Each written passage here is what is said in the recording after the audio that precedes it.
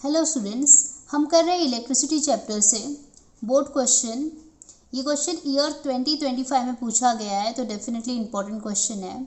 Question है prove that if the current through a resistor is increase by 100%, मतलब अगर हम लोग करंट को 100% बढ़ा देते हैं, then the increase in the power dissipated through the resistor will be 300%, मतलब तब पावर जो है वो 300% बढ़ जाएगा। ठीक है, तो चलिए शुरू करते हैं। तो देखो यहाँ पे हमारे पास एक फॉर्मूला है P is equal to I square R. ठीक है, ये फॉर्मूला है, तो इसको हम लोगों ने 1 समझ लिया। ठीक है, ये नॉर्मल पावर का फॉर्मूला है। अब देखो ये इनिशियल पावर था, राइट। यहाँ में बोला है कि increase in the current is 100%, तो हम लिख देते हैं लेट इंक्रीज करंट भी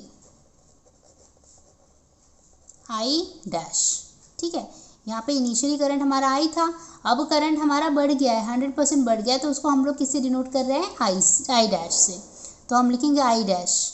अब देखो यहाँ ये आई डैश क्या होगा, ये आई डैश पहले वाला करंट इसमें तो है ही, प्लस इसमें इंक्रीज भी है। कितना इंक्रीज है, 100% ऑफ आई।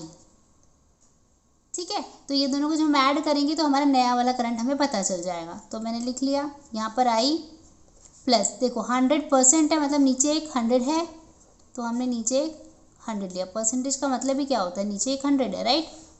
ओके, और देखो ये ऑफ का मतलब होता है मल्टीप्लिकेशन, समझ में आ रहा है। ओके, तो देखो होगा क्या, ये आई हमने ऐसे लिखा, ये 100 से कैंसिल हो जाएगा, तो हमें यहाँ पर सिर्फ एक और आई मिल गया।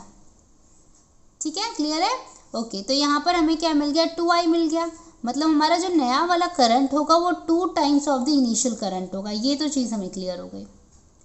ठीक है, अब यहाँ पे इंक्रीमेंट इन पावर क्या होगा वो भी हम ले लेते हैं, तो उसको भी हम लोग मान लेते हैं let new power be P dash, ताकि हम डिफ्रेंशिएट कर पाए, इसलिए हमें ऐसा डिनोट करना ज़रूरी है।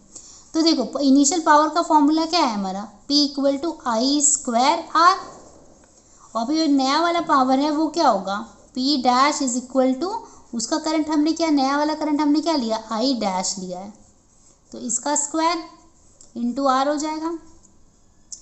ठीक है, ओके। अब देखो यहाँ से हमें क्या पता चल रहा है कि आई स्क्वायर का वैल्यू 2i, तो मैं यहाँ पर 2i रख दे रही हूँ और उस पर स्क्वायर लगा दिया, इंटू आर कर दिया। ठीक है, ये क्या हो जाएगा, 4i स्क्वायर आर। ठीक है, तो इसको मैं कैसे लिख दूंगी, 4i स्क्वायर आर लूँगी। ठीक है, पर ये देखो हमारा जो इनिशियल पी है वो हमारा क्या है, आई स्क्वायर आर ही है, तो इसका मतलब ये जो आई स्क्वायर आर है ना, ये वाला, इसकी जगह पे मैं सीधा सीधा पी रख सकती हूँ, क्योंकि पी का मतलब ये आई स्क्वायर आर है इनिशियल वाला करंट के साथ में। तो मैं क्या कर रही हूँ, मैं इसको ये 4 को तो ऐसे ही रख दे रही हूँ, और यहाँ पे जो आई स्क्वायर आर है उसकी जगह पे मैं डायरेक्टली पी रख दे रही हूँ। तो मतलब नया वाला पावर जो है वो मेरा क्या है, इनिशियल पावर के 4 टाइम्स है।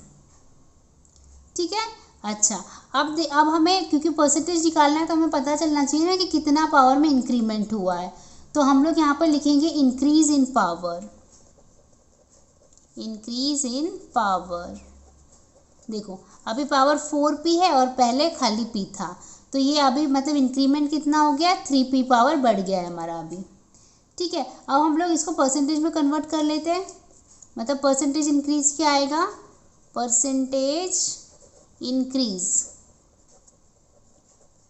देखो पहले हमारा पावर p था, और अब जो है पावर कितना बढ़ गया है, 3p हो गया है, बढ़ गया है। जितना बढ़ता है हम वो लिखते हैं, जितना है वो नहीं लिखते, तो हमें डिफरेंस पहले निकालना है, और जो डिफरेंस आएगा वो हमें लिखना होता है, इंटू क्या आता है, 100%।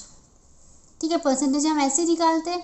अब देखो क्या होगा, p और p तो कैंसिल हो गया, तो हमारे पास क्या बचेगा, 3 इंटू 100%, तो ये क्या हो जाएगा, 300%।